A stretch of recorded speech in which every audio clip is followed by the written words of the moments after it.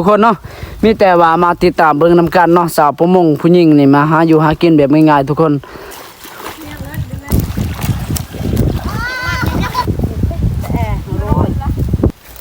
บ่ให้ไล่แต่ทำอิฐได้นี่ทำอิฐนั่นเพิ่นได้10ปลายโตเพิ่นเองเลยนี่เอากราบสบายดีพ่อแม่พี่น้องเบิดสู่ขู่สู่คน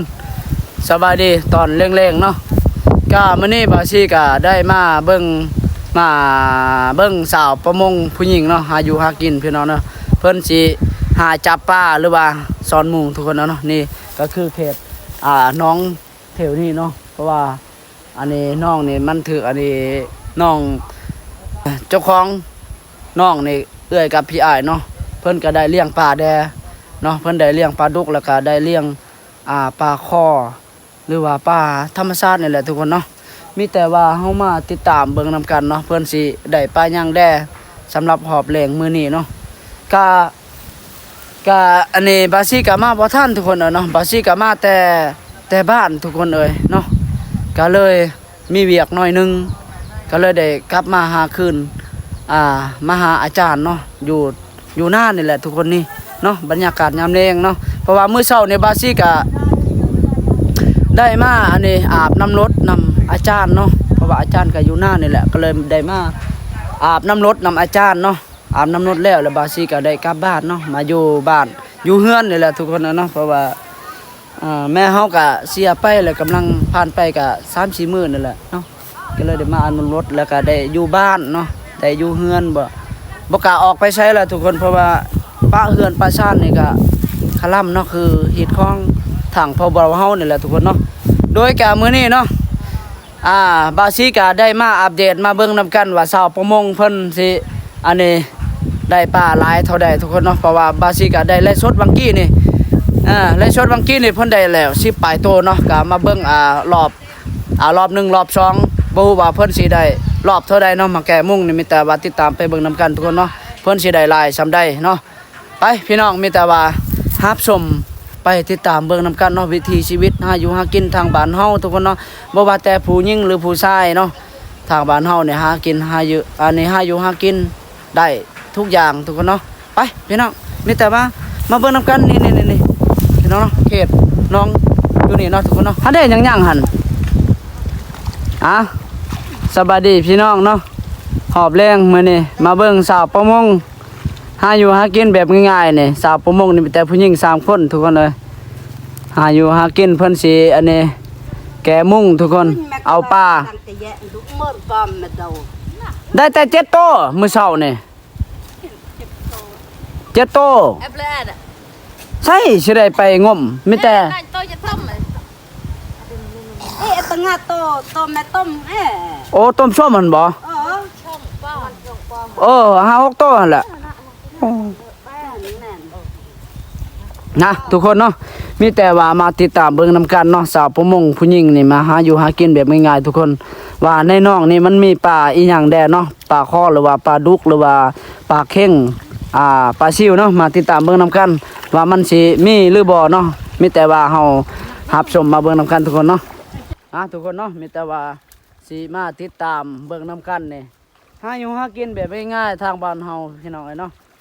อันนี้แม่นอันนี้แม่นน้องสะทุกคนเนาะน้องสะมันเป็นติดกับ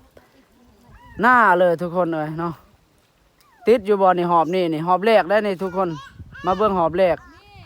บ่อติดเนาะบ่อติดหอบแรกนี่บ่เห็นป้าช่างนี่อ้าวจะได้ออกเบิดเอาไม่เบิ่งอันเด้ยังนะหั่นน่ะเด้มันอยู่อันนี้ติกองอันนี้อีหยังพักอีหยังเขาเอิ้นว่าพักเกษตรบ่มันติดอยู่กับอันนี้กองพักเกษตรทุกคนมันอยู่ในนี่แหละพันกั้นได้วังยานี่พันกั้นเพิ่นว่ามาเบิ่งผู้ชายกับผู้หญิงนี่ผู้ใดได้กลัวกั้นเพิ่นว่าเนาะฮะจับป้าทุกคนอยากให้พวกเพิ่นอันนี้นี่งมเบิ่งเนาะได้บ่ให้แกมุ้งได้นี่เอาตั้มบ่บางอย่างนี่เอา รุ่นเบิ่งน้ำกันทุกคนเอ้ยตำหรือบ่เนี่ยเอามาเบิ่งน้ำกันทุกคนใช่เอาใช่จะได้บ่ต่ำนี่เห็นบ่เสียให้ผู้ชายแล้วมันโอ้ต่ำนี่แล้วโอ้ยถึกอีกแล้วทุกคนเอ้ยนี่หอบสองได้นี่หอบสองนี่อุ้ยติดเลยนี่บ่ให้ไล่แต่ทำอิฐได้นี่ทำอิฐนั่นเพิ่นได้10 ปลายโตเพิ่นเลยนี่โอ้ยเบิดแล้วนี่ป้าอาจารย์นี่เบิดแล้วนี่ โอ้ยอย่าเลยนะมือตองไหนเนี่ย โอ้ยกองเชียร์เพิ่นวุ่น เสี่ยวอ่ะ กองเชียร์ เครื่องเสี่ยว เอา กองเชียร์อยู่อันนี้ปลากล้วยพุ่น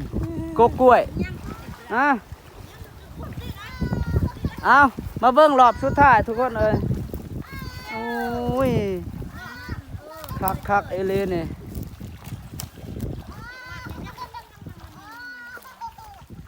มาเบิ่งสาวประมงทุกคนจะได้ติดอยู่บ่เบิ่งเอาบ่ติดดอกรอบนี่เสื้อรถบ่ติดดอกใช่น่าบ่เห็นติ่งซ้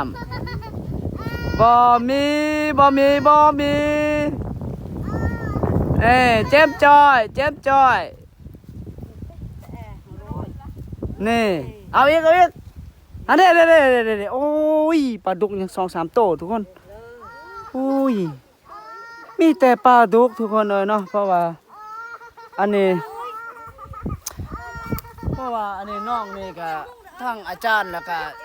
อันนี้เนาะจากเอื้อยเนาะเจ้าภาพป้าหรือว่าเจ้าภาพอันนี้เจ้าของน้องหรือว่าเจ้าของป้าเนาะเพิ่นได้อันนี้เลี้ยงปลาดุกทุกคนเลยเนาะปลาดุกแล้วก็มีปลาข้อได้ยันเขาจะเอาเบิดแล้วปลาข้อนะเจ้าของเพิ่นนั่นแหละเอาเบิดเนาะปลาข้อเหลือแต่ปลาดุกทุกคนนี่เพิ่นได้แล้วอันนี้ตอน2 โมงบ่3 โมงเนาะเพิ่นมาได้แค่มุงเพิ่นได้10 ปลายโตแล้วทุกคนเอ้ยบาซีก็มาบ่ทันเนาะก็เลยได้มาอัปเดตรอบสุดท้ายรอบ2รอบ3นี่แหละบาซีก็มาทันเนาะทุกคนเอ้ยเนาะเพิ่นได้หลายโตมีแต่ปลาดุกทุกคนเอ้ยเนาะหาอยู่หากินแบบง่ายนี่แหละทุกคน เพิ่นได้แก่มุ้งได้นี่บอกให้เพิ่นอันนี้พวกเพิ่นอันนี้งมเอาเนี่ยบ่กล้างมนะเพิ่นว่าย่านอันนี้ปลาดุกปักมือโอ้ยคือว่ามานคักอีหลีเนาะมื้อเช้านี่อันนี้เฮาก็ได้แก่มุ้งทุกคนแก่มุ้งคือกันเนาะได้แต่6-7 โตแล้วก็ได้งมอีกได้แต่3-4 โตเนาะพอดี10 ปลายโตอันนี้เพิ่นมาแกมุ่งนี่ได้10 ปลายโตเกือบเขาเศร้าแต่ว่าบ้าซีบ่ทันได้นับเนาะคือสิได้เขาเศร้าเลยทุกคนเนาะเพิ่นได้ปลาดุกทุกคนเอ้ยโอ้ยคิดว่าได้ปลาข้อได้ทุกคนปลาข้อนี่คือว่าอันนี้ทั้งเจ้าของน้องหรือว่าเจ้าของป้าเนาะเพิ่นก็ได้เอาเบิดแล้วเนาะยังเหลือแต่ปลาดุกทุกคนเนาะนี่ภาพบรรยากาศอยู่ให้อยู่หน้าเลยแหละทุกคนเนาะคือว่ายามฤดูฝนตกในป่าก็ขึ้นตามห้วยตามห้องตามแม่น้ำท่วมเนาะก็พอดีตกหอบแรงตกอันนี้เช้าฤดูฝนตกในพอดีป่ามันข้างตามห้วยตามห้องหรือว่าตามหนองตามเบิ้งทุกคนเนาะก็มันข้างอยู่อันนี้แม่นปลาดุกธรรมชาติแล้วก็ปนกับปลาดุกอันนี้ปลาดุกพันธุ์เนาะปลาดุกเขาเจ้าเลี้ยงนะ โอ้ยคักอีหลีทุกคนสาบประมงทางบ้านเฮาเนี่ยหาอยู่หากินก็เก่งเนาะบ่ว่าแต่ผู้ชายหรือผู้หญิงหากินจับปลาสมัยแต่ก่อนสมัยบ่าวซีหยังน้อยทุกคนเนาะบ่แม่นว่าสมัยแต่ก่อนเนาะตอนบ่าวซีหยังน้อยอายุประมาณ14-15 ปีนี่ไปกับน้าสาวเนาะผู้หญิงได้ทุกคนเนาะไปกับน้าสาวดีเนาะแล้วก็น้าสาวดังเนาะไปกับเพิ่นหาไปงมจับปลาเทวอันนี้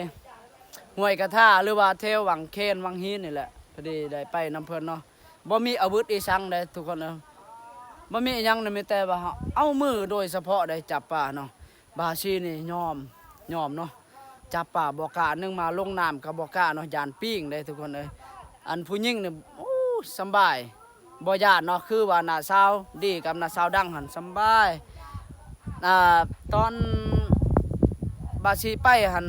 ตอนอายุ14มาปีไปกับนาบ่าวเดืองเนาะ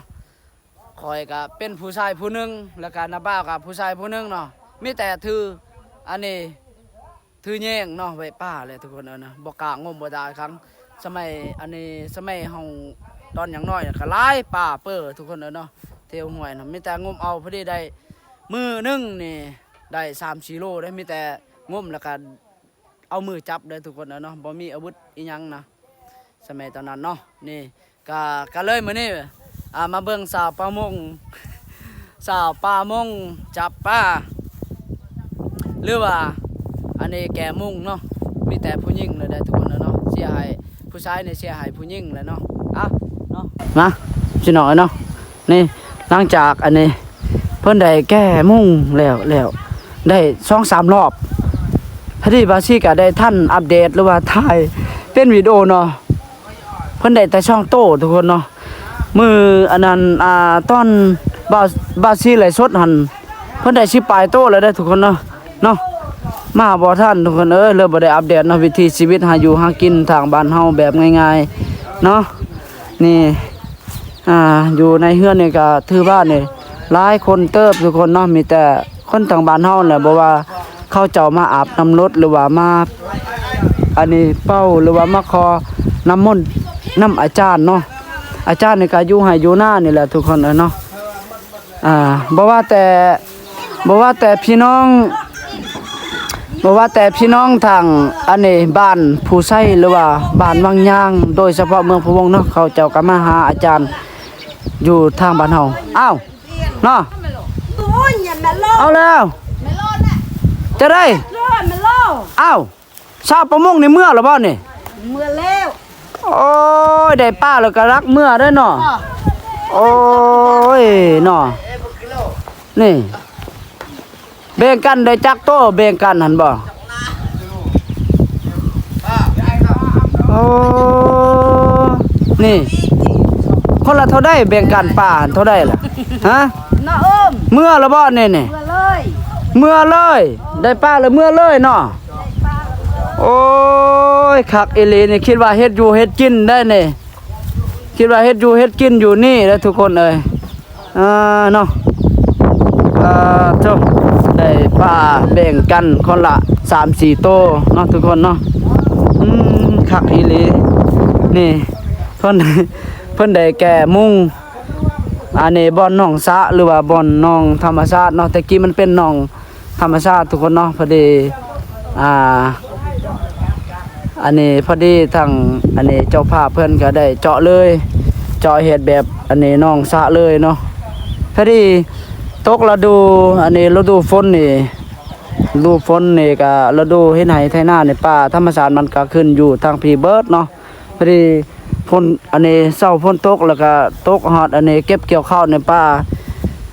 ก็อยู่ในหนองในห้วยนี่แหละทุกคนเนาะเนาะโดยก็สำหรับคลิปมื้อนี้เนาะบาซี่ก็ได้มาอัปเดตได้ชมสำนี้ไปก่อนทุกคนเนาะแล้วก็ขอบใจหลายๆเด้อพี่น้องทุกท่านเนาะที่เข้ามารับชมเนาะมาเบิ่งวิถีชีวิตหาอยู่หากินทางบ้านเฮาเนาะบ่ว่าแต่ผู้หญิงหรือผู้ชายเนาะหากินก็เก่งทุกคนเนาะบ๊ายบายพี่น้องเจอกันคลิปต่อไปเนาะ